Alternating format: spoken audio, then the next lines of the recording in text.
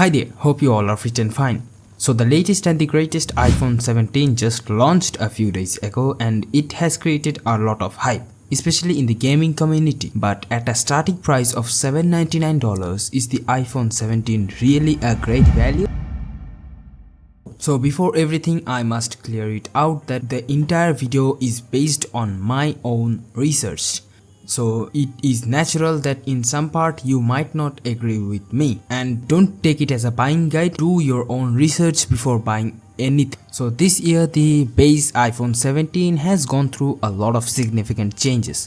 The first being the processor. This year the iPhone 17 comes with the Apple A19 processor. Currently the official Antutu score of the iPhone 17 hasn't been released yet by the official Antutu website. Because of that, the official Antutu score of the iPhone 17 is still currently unknown, but it is rumored to be somewhere between 1.8 to 2.1 million, and that's a really good score, and it is 18% better than the previous generation Apple A18 processor. In Geekbench 6, the Apple A19 scores 3621 in single core, and in multi-core it scores 9168. Although in multi-core it is lacking a little behind, but in single core the performance is solid. And then the battery. This year the iPhone 17 is showing a really great battery life. Like the iPhone 17 can reach up to 10 hours of playback time. That's a really great battery performance thanks to Apple's optimization. Lastly, the biggest change the iPhone's base variant has ever got since 2020 in terms of display is this year the iPhone 17 comes with the 120Hz Pro Motion display. Everyone was asking for it, and at last Apple provided us. So let's talk about some competitors of the iPhone 17.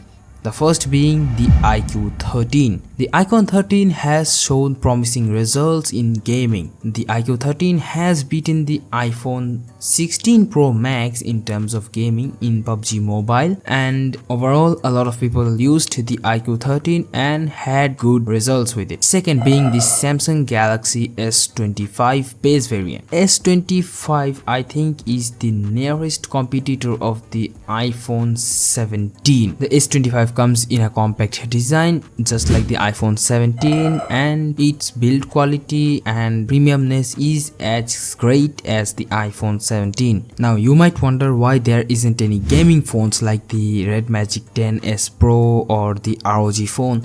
So the thing is that these gaming phones, they are really good in terms of performance, but they are not practical at all, because the Red Magic 10 Pro Plus certainly will only have 1 year of software update. The camera isn't really that great. Sometimes the phone is really bulky, so I thought I will just gonna leave them out of this list, because we are not only talking about gaming, but we are also talking about practicality, because not everyone buys an iPhone 17 Pro Max just for gaming. I think most of the people will buy the iPhone 17 as their main daily driver. So considering that, I just didn't include the gaming phones, because they might be really good in terms of gaming, but they are not as practical as the iPhone 17 or the Samsung Galaxy S25.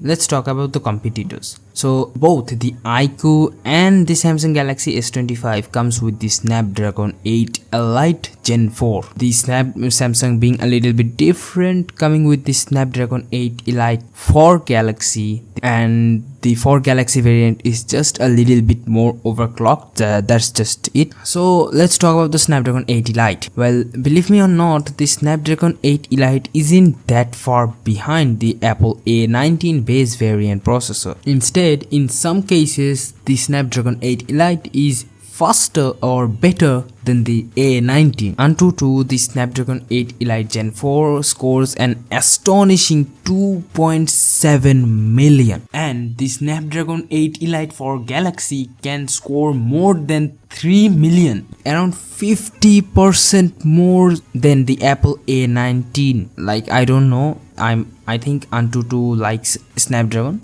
or something like that, but man, the difference is really great. But in Geekbench the scenario changes a little bit. In single core, the Snapdragon 80 Lite Gen 4 only scores 3155, not far behind the Apple A19, and in multi-core the Snapdragon 80 Lite is still a little bit faster, scoring around 9723, and the Apple A19 being at 9168. Not so much of a difference, but the difference is there. But there is a catch. Although the Apple A19 processor lags behind in terms of raw power, the Apple's processing or optimization might make it take the lead in terms of gaming. So we can't say anything about that. I suppose you have watched videos on the iPhone 17's gaming performance from various YouTubers, and in PUBG currently the iPhone 17 still only supports 60 FPS, but I believe the issue is going to be solved pretty soon. So let's talk about the pricing. The iPhone and the Samsung Galaxy S25 comes at a similar price of $799, while the iQOO 13 being a little bit cheaper, around $600. Now let's talk about some day-to-day use cases. All these phones are premium. All of these have a metal body and a back made of glass. In terms of camera, both the Samsung Galaxy S25 and the iQOO 13 comes with a 3-camera setup, one ultra-wide, one main sensor and one telephoto lens. But the iPhone 17 on the other hand comes with only 2 cameras, one being an ultra-wide and the other one being the main sensor. So in terms of camera, the iPhone is lacking a telephoto lens, but because the iPhone 17 uses the fusion camera, you can still take pretty good zoomed photos until around 3 to 4 times. Like the 2 times zoom will still look as crisp as the main sensor's 1x. So there's nothing, if you are not a zoom nerd, then I don't think that will hurt you much. But there are some cases where Samsung or iQOO just can't beat the iPhone, like in productivity cases. In USA and UK,